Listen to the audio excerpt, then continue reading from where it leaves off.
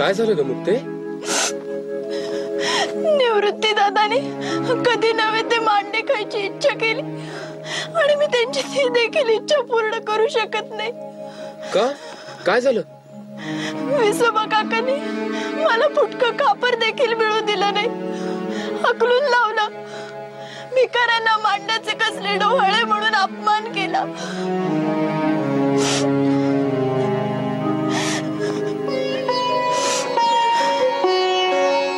इतकंच ना? तू तयारी कर, आपण करू मांडे. अरे पण कसे मांडे भाजायचे कसे? तू तयारी तर कर.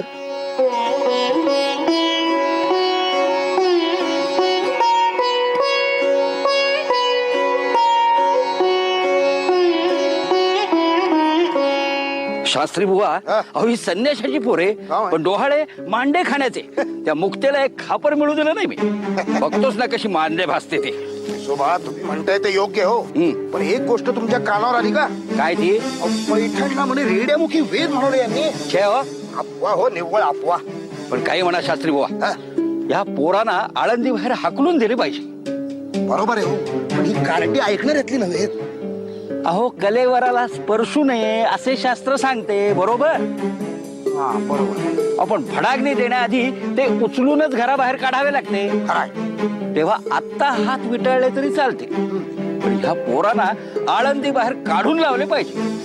चला काय कारटी काय करतायत ते बघूया, अंदाज घेऊया आणि मग मी मागू. असे म्हणता? चला.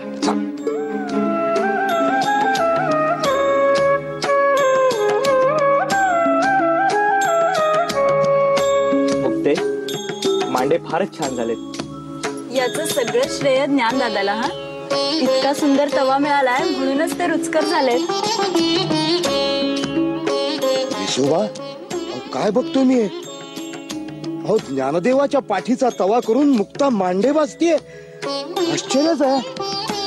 शास्त्री बुवा, चमत्कारच आहे हा. लोक म्हणतात त्याप्रमाणे ही मुलं खरोखरी अवतारी आहेत. विशोबा, विशोबा, मी त्यांची माफी मागतो. मुक्ते, मला पुरे झालं, तृप्त झालं. असं नाही हा दादा, आणखी एक घे. अगं खरंच नको. नाही घे.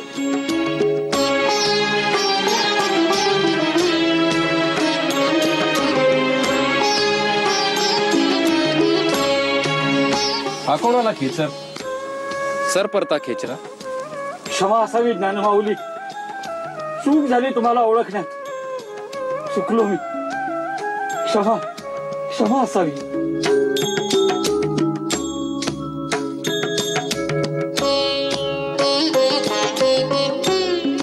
विसोबा काका, दृष्टी नितळ केली की सारं सात्विक दिसतं. तुमचा दृष्टीभ्रम गेला, यातच सारं काही आलं. इतकी वर्ष दुस्वास केला मी तुमचा. खूप वाईट वागलो तुमच्या सर्वांशी. क्षमा असावी. विसोबा काका, प्रत्येकाला बुद्धी देणारा तो ईश्वर आहे. इतकी वर्ष आयुष्य तुम्ही खेचरासारखं ओढत होता. आज तुमच्यातला परमेश्वर जागा झाला. आजच्या या तुमच्या पुनर्जन्माचं नाव विसोबा खेचर ठेवलं. माऊली,